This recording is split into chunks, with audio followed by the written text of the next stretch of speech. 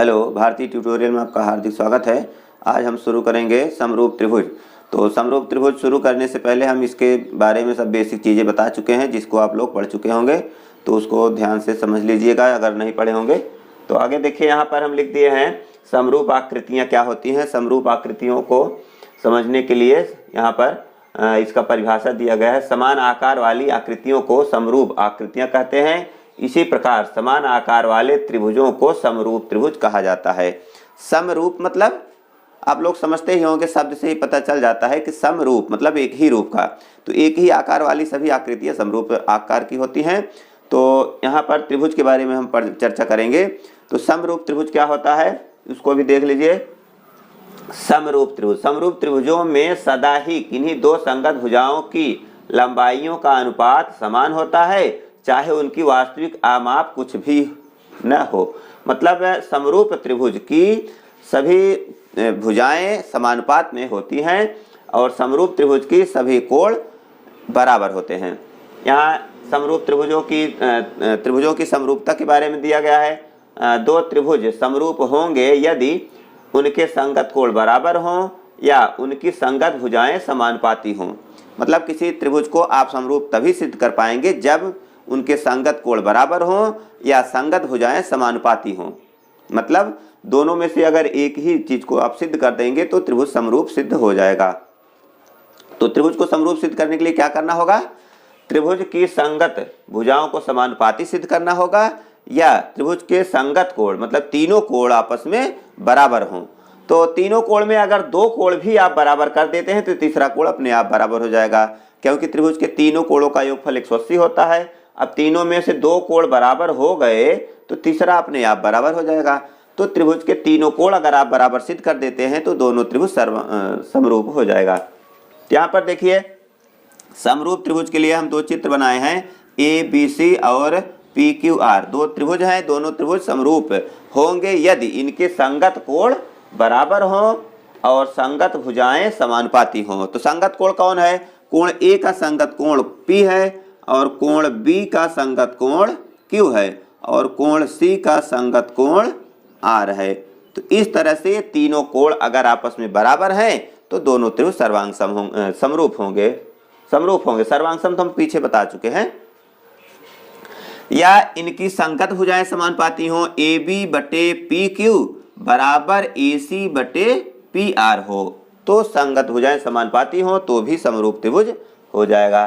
समानुपाती का मतलब समझते हैं नहीं? समान अनुपात। इसे AB बटे PQ कोई एक अनुपात आता हो, मान लो 3/4, 4/5, 5/6 समानुपात में आता हो, इस भुजा का अनुपात भी 4/5 ही आए तो दोनों त्रिभुज समरूप होते हैं।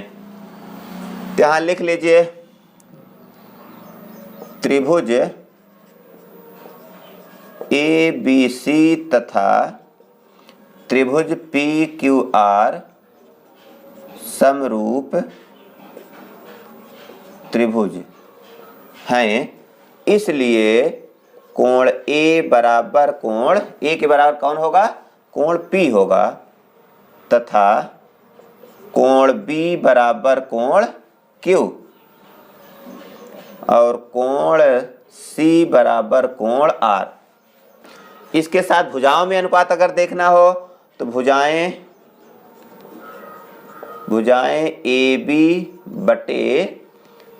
बटे PQ बराबर होगा AC बटे PR। ये दोनों भुजाएं समानुपात में होंगी। या इसको ऐसे भी कर सकते हैं, ये भुजा इस भुजा के भी अनुपात में होगी, BC बटे QR, ये समानुपात में होंगी। अगर इस तरह से है तो दोनों त्रिभुज समरूप होते हैं। समरूप होंगे तो इसको लिखेंगे कैसे? तो यहाँ लिख दीजिए, इसलिए त्रिभुज ABC समरूप त्रिभुज PQR। समरूप का एक चिन्ह है, यह टाइप का बनाते हैं। तो ये समरूप त्रिभुज अगर है तो इसको इसी तरह लिखते हैं, त्रिभुज ABC समरूप त्रिभुज PQR। त्रिभुज ABC समरूप त्रिभुज PQR, इस तरह से समरूप त्रिभुज दिखा सकते हैं।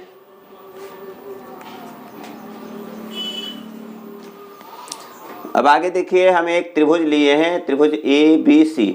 इस त्रिभुज में आपको अगर बताया जाए कि यहाँ पर भुजा BC के समांतर कोई रेखा इस तरह से अगर खींच दिया जाए, मान लो भुजा DE है, तो इसमें किए क्या, BC के समांतर एक दूसरी रेखा DE खींच दिए समांतर। यहाँ लिख दीजिए त्रिभुज ABC में भुजा BC के समांतर DE खींचा। क्या किए, भुजा BC के समांतर भुजा DE खींच दिए, चाहे जहां से खींच दीजिए, चाहे ऊपर चाहे नीचे, चाहे जहां से खींच दीजिए, उससे कोई मतलब नहीं है।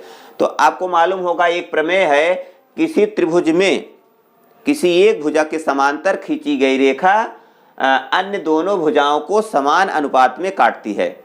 अगर हम इस रेखा के समांतर इसको खींचते हैं तो इस भुजा को समान अनुपात में काटेगी। समान अनुपात मतलब अगर यह 1/2 के अनुपात में है तो ये भी 1/2 हो जाएगा, मतलब एक भाग ऊपर एक भाग नीचे, 2 भाग नीचे, और यहाँ एक भाग ऊपर 2 भाग नीचे, मतलब 1/2 होगा।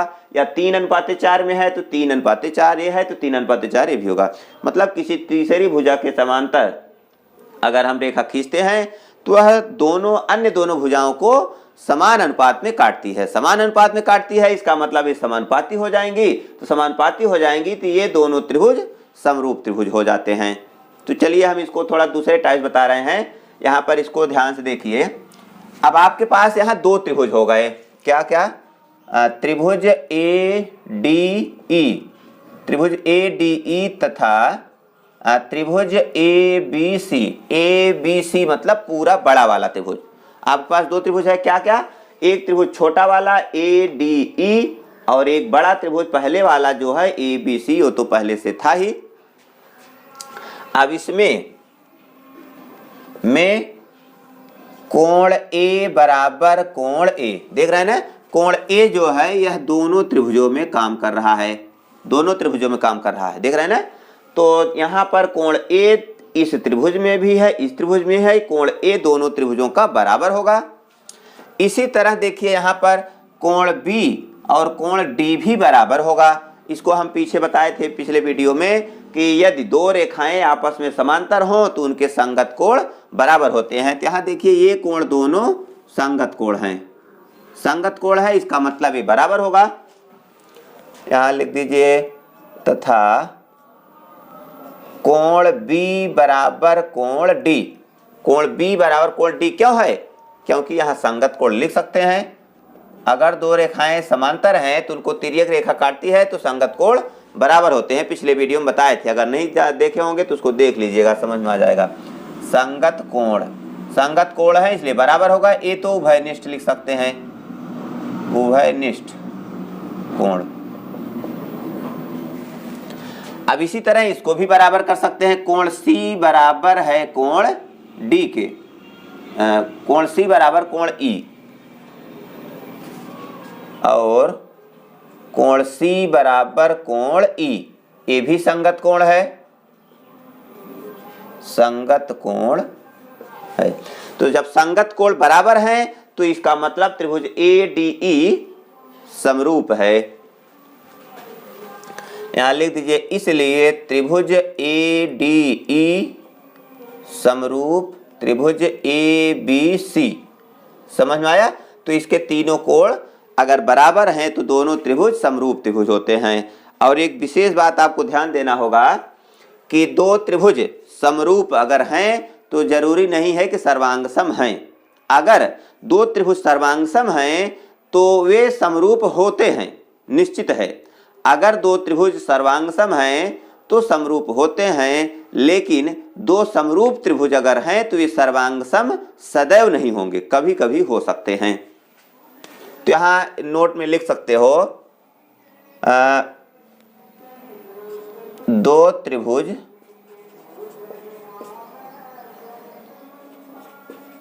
सर्वांगसम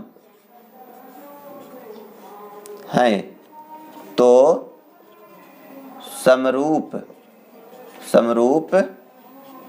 अवश्य होते हैं, परंतु समरूप त्रिभुज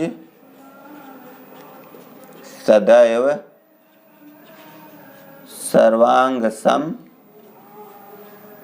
सर्वांगसम नहीं होते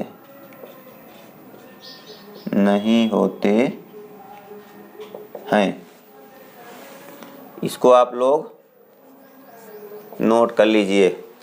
दो त्रिभुज सर्वांगसम हैं तो समरूप अवश्य होते हैं, और परंतु समरूप त्रिभुज सदैव सर्वांगसम नहीं होते हैं। समरूप त्रिभुज सदैव सर्वांगसम नहीं होंगे, इसी उदाहरण में देख लीजिए। सर्वांगसम का मतलब क्या होता है?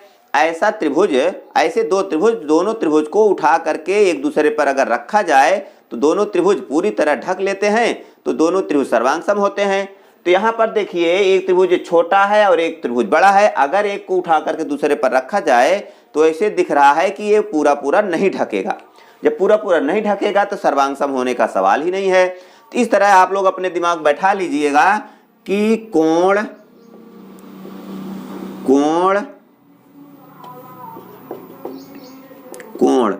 अभिगृहित नहीं होती है। कोण सर्वांग समता नहीं होती है। समझ में आया?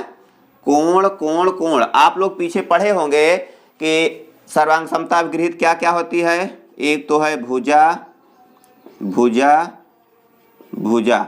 पहला, उसके बाद दूसरा भुजा कोण भुजा मतलब दो भुजा एक कोण किसी अन्य त्रिभुज के दो भुजा और एक कोण के बराबर है, दोनों त्रिभुज सर्वांगसम होते हैं। और तीसरा है कोण भुजा कोण मतलब दो कोण एक भुजा अगर बराबर है तो दोनों त्रिभुज सर्वांगसम होते हैं। अगर तीनों भुजाएं बराबर हैं तो दोनों त्रिभुज सर्वांगसम होते हैं। लेकिन कोण त्रिभुज से सर्वांगसम आप नहीं सिद्ध कर सकते हैं। तो ये उदाहरण हम इसलिए बता दिए कि ये कभी भी आप लोग ऐसा नहीं सोचेंगे कि अगर किसी त्रिभुज के तीनों कोण बराबर हैं तो सर्वांगसम होंगे ही। समरूप होंगे लेकिन सर्वांगसम नहीं हो सकते हैं। समझ में आया?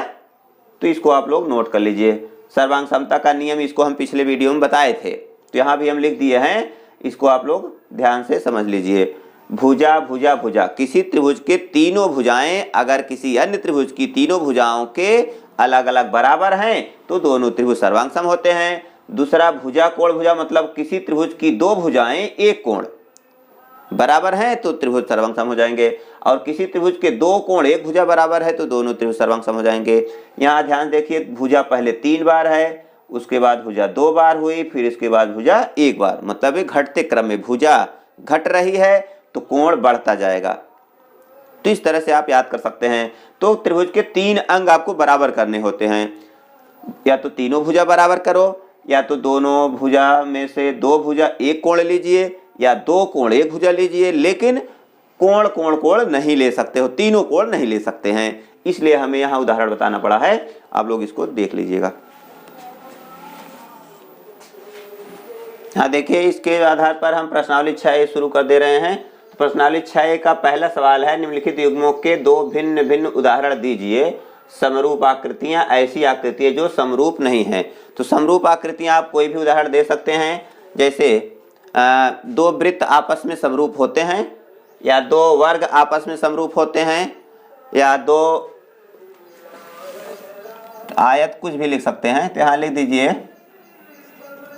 2 वृत्त आपस में समरूप होते हैं। युग्म के 2 भिन्न भिन्न उदाहरण दीजिए। 2 वृत्त आपस में समरूप होते हैं, मान लो पहला है, और दूसरा 2 आयत आपस में समरूप होते हैं।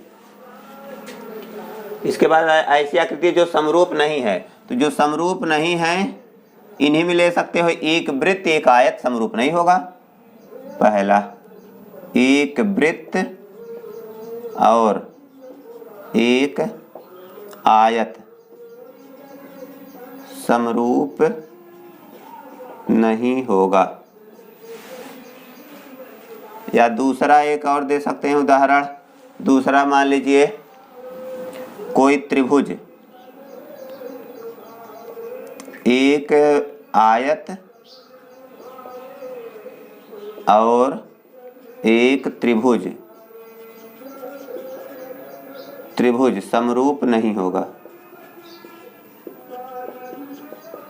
समझ में आया? एक आयत है और एक दूसरा त्रिभुज है, तो आयत तो 4 भुजा होती है, त्रिभुज 3 भुजा बराबर होती है, तीनों भुजा होती है, तो ये सब समरूप नहीं होंगे।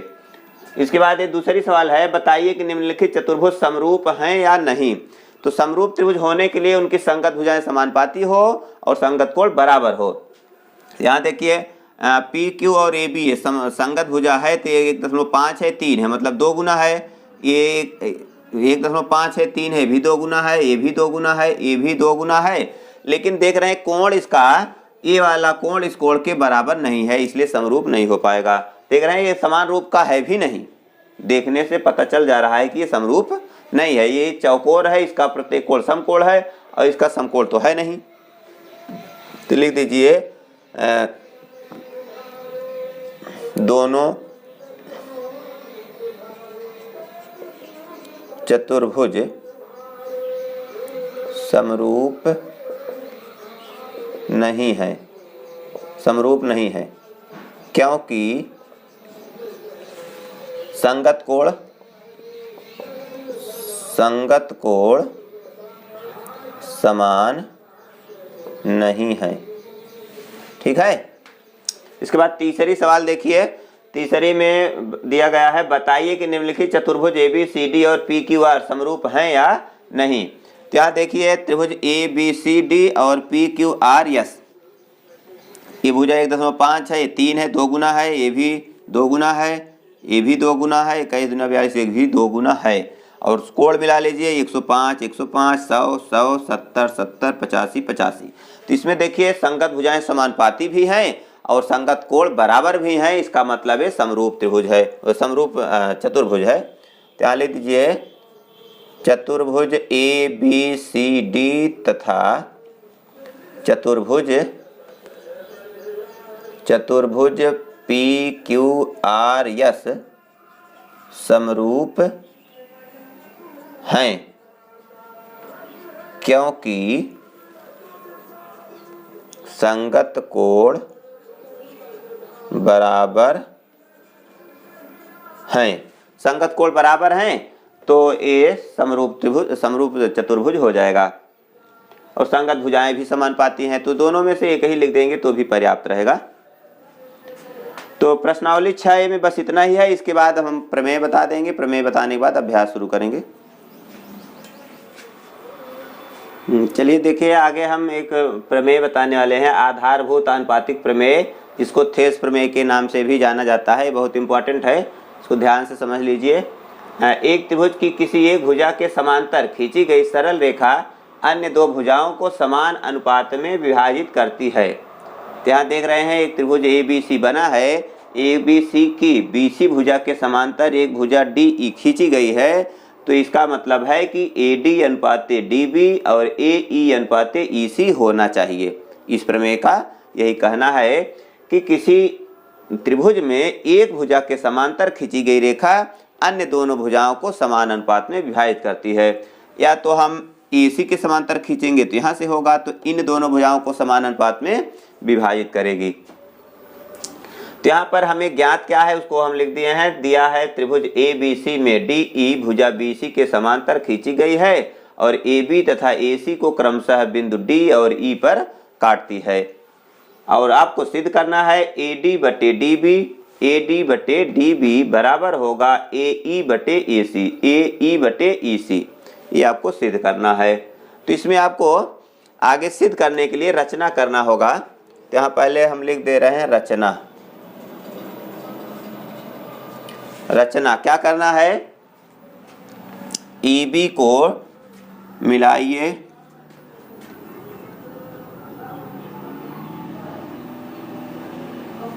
इसी प्रकार DC को मिलाइए,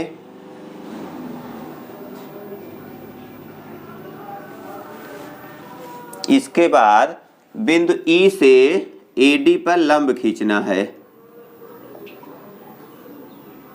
लंब मतलब यहाँ पर ये समकोण बनना चाहिए, ये लंब होगा।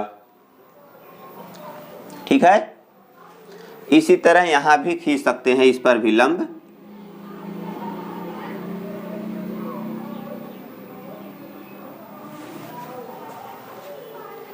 तो रचना में क्या लिखेंगे?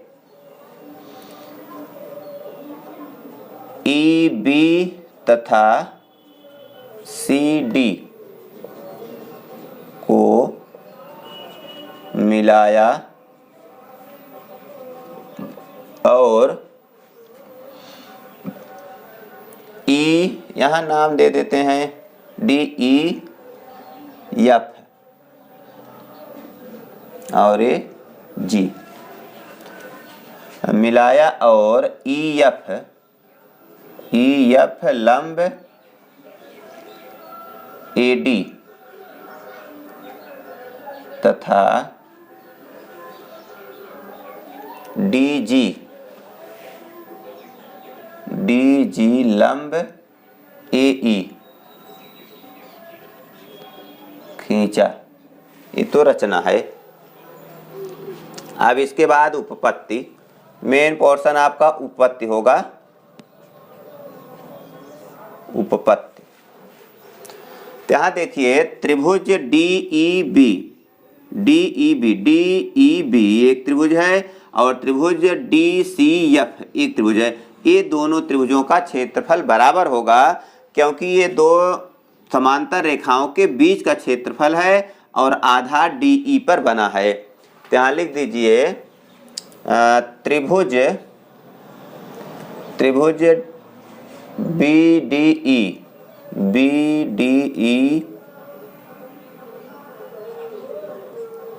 का क्षेत्रफल त्रिभुज CDE के क्षेत्रफल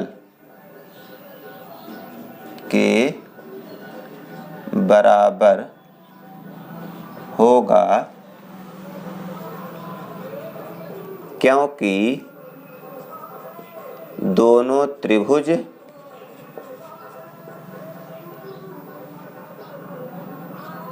दो समांतर रेखाओं BC तथा DE के बीच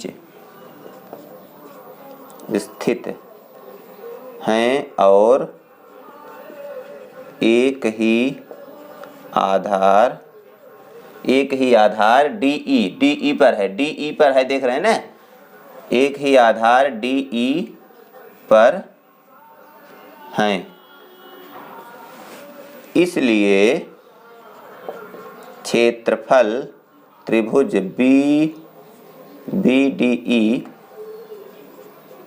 BDE बराबर क्षेत्रफल त्रिभुज CDE। इसको बना दीजिए समीकरण 1।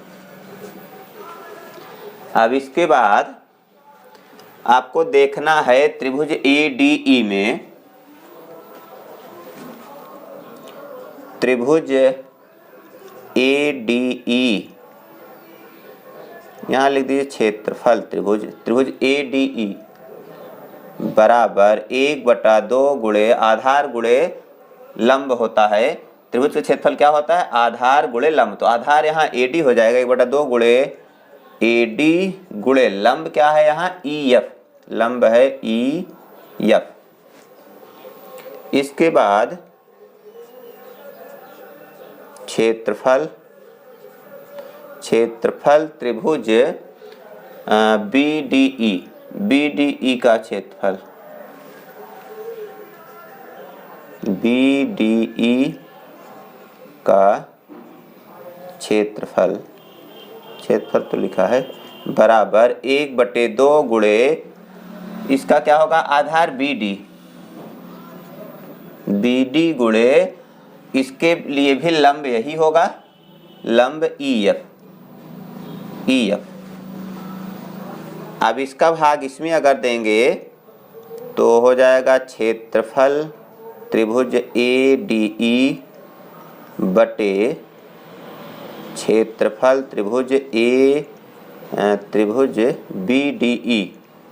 BDE बराबर, मतलब इस क्षेत्रफल का भाग इसमें हम दे रहे हैं, तो जब इधर वाला भाग होगा तो इधर वाला भी भाग होगा, तो बराबर हो जाएगा 1/2 AD गुणे EF बटे 1/2 गुणे BD गुणे EF। तो बराबर क्या होगा, यहाँ 1/2 कटेगा, EF कटेगा, तो हो जाएगा AD बटे BD, AD बटे BD।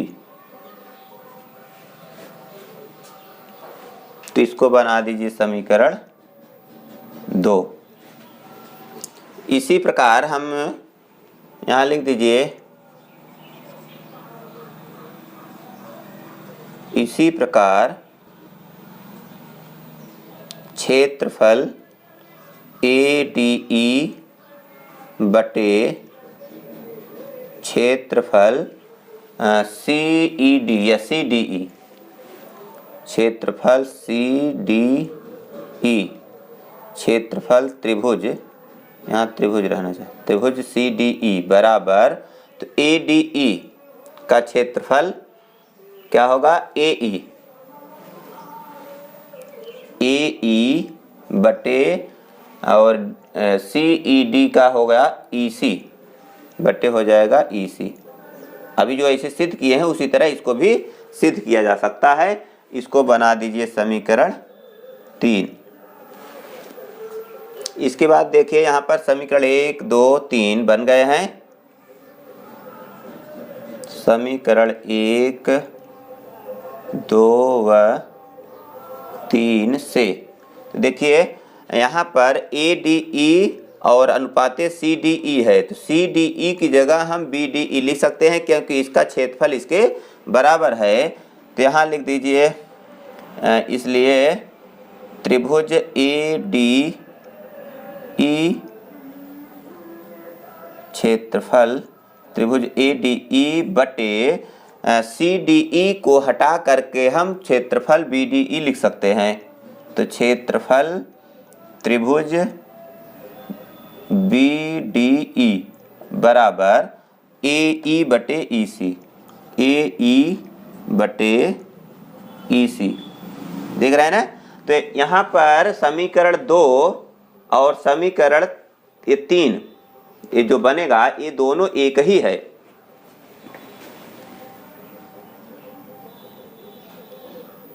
तो यहाँ पर देख रहे हैं ना AE बटे EC, तो इसलिए हम इसकी जगह हम इसको लिख सकते हैं AD बटे BD। यहाँ लिख दीजिए AD बटे BD बराबर AE बटे EC। देख रहे हैं ना। तो क्षेत्रफल ADE बटे क्षेत्रफल BDE, तो क्षेत्रफल ADE बटे क्षेत्रफल BDE इसके बराबर हम AD बटे BD लिखे हैं। तो यहाँ पर हम इसको हटा करके लिख सकते हैं, और राइट वाला तो ऐसे उतर रहा है, यहाँ से देख रहे हैं ना, ये वाला पूरा वो राइट है। तो यहाँ देख लीजिए AD बटे BD और बराबर हो गया AE बटे EC। तो यही तो आपको सिद्ध करना था, ये सिद्ध हो गया।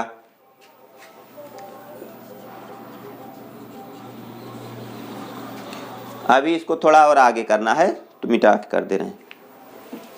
इसके बाद आगे देखिए, थोड़ा और आगे कर सकते हैं क्योंकि इसका उल्टा भी हो सकता है, AB बटे AD, AB बटे AD या AD बटे AB हो सकता है। तो इसको थोड़ा और आगे बढ़ा सकते हैं। तो लिख दीजिए आगे पुनः,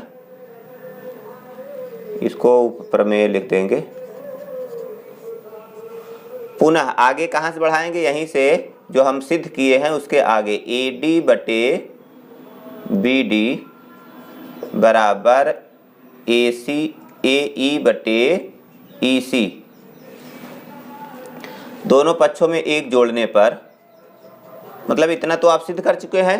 अब इसके आगे वो अगला कैसे सिद्ध होगा, उसको देखिए दोनों पक्षों में एक जोड़ने पर, तो दोनों पक्षों में एक जोड़ सकते हैं, तो क्या होगा AD बटे BD प्लस 1 बराबर AE बटे EC प्लस 1। तो 1 हो गया तो हम तिरछा गुणा कर सकते हैं, तो AD प्लस BD एक के BD बटे BD बराबर AE प्लस EC एक के EC बटे EC। अब देखिए AD प्लस BD तो ये पूरा AB हो गया, पूरा AB लिख सकते हैं बटे BD, देख रहे हैं ना, AD प्लस BD मतलब ये AB पूरा बन रहा है। उसी तरह इधर भी AE प्लस EC,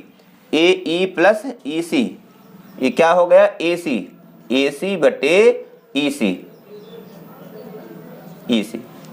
तो ये भी एक प्रमेय है, इसको आप लोग समझ सकते हैं कि उल्टा भी होता है, AB बटे AD बराबर होगा AC बटे EC।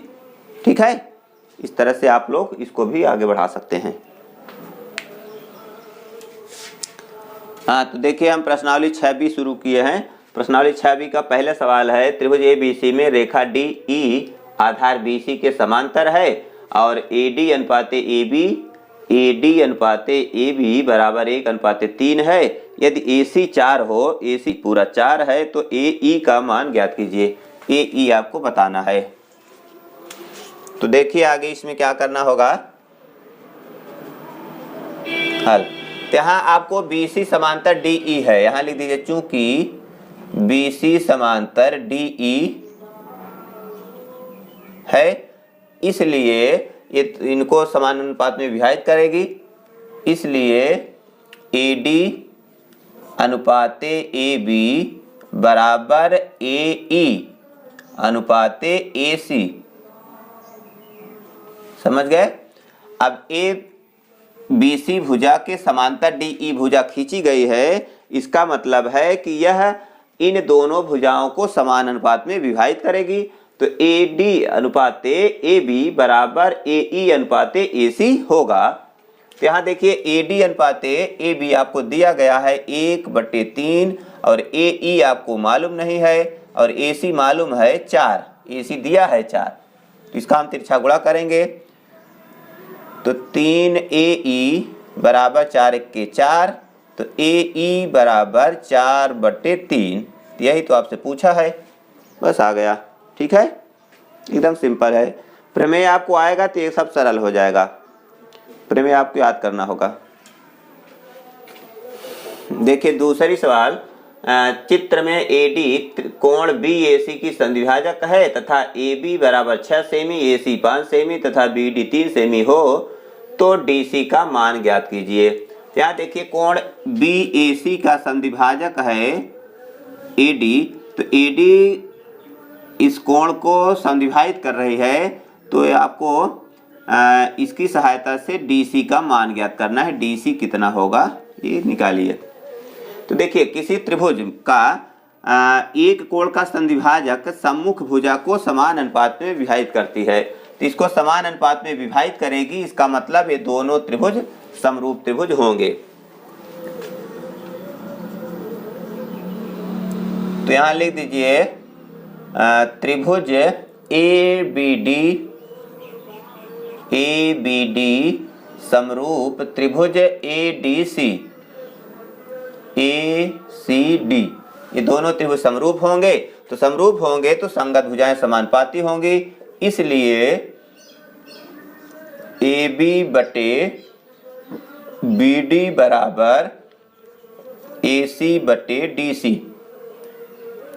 तो AB का मान 6 है और BD का मान 3 और AC का मान 5 है और DC नहीं मालूम है, DC वैसे रहने दीजिए, तो इसको तिरछा गुणा कर दीजिए।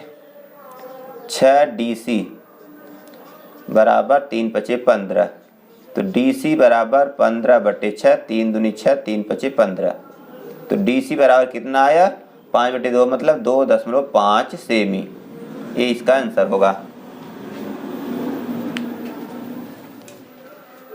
देखिए तीसरी सवाल, किसी त्रिभुज पी क्यू आर की भुजाओं पी क्यू और पी आर पर क्रमशः बिंदु ई और एफ स्थित हैं। निम्नलिखित में से प्रत्येक स्थिति के लिए बताइए कि ई एफ समांतर क्यू आर है कि नहीं है। तो पहले इसका चित्र बना लीजिए। एक त्रिभुज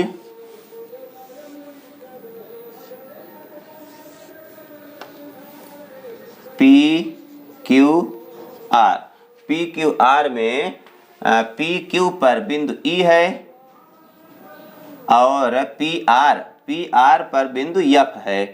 यहाँ पर मान लीजिए बिंदु ये है और इसको मिला सकते हैं बिंदु एफ। अब ये देखना है आपको कि ये भुजा इस भुजा के समांतर है कि नहीं। तो समांतर तभी होगी जब ये भुजा इस भुजा का अनुपात इस भुजा के अनुपात के बराबर हो।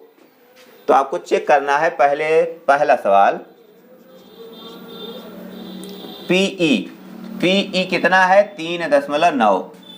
तो यहाँ पीई का मान 3.9 है।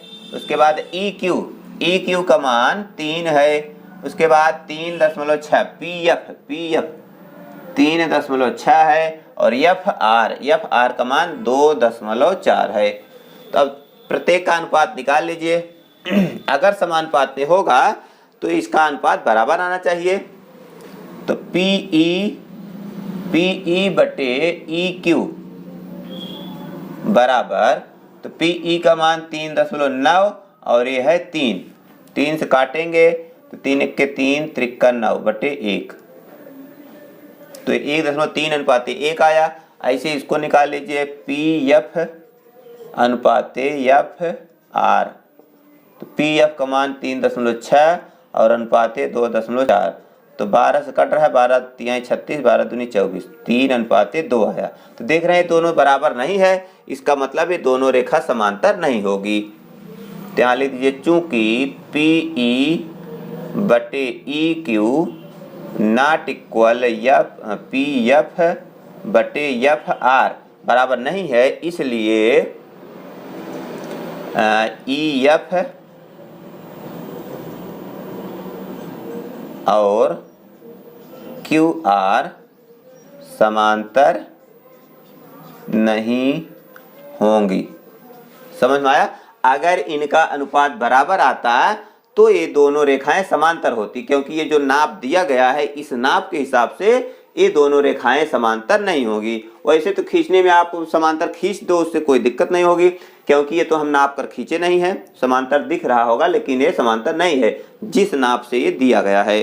अब इसके बाद तीसरा सवाल आपको इसी तरह से चेक कर लेना है कि समांतर होगी कि नहीं होगी। आपको ऐसे प्रत्येक भुजा का अनुपात निकाल करके देखना है कि ये समांतर हो रहा है कि नहीं। और अगर समांतर है तो उसको लिख दीजिए समांतर है, और अगर समानुपात में नहीं आता है तो समांतर नहीं होगा।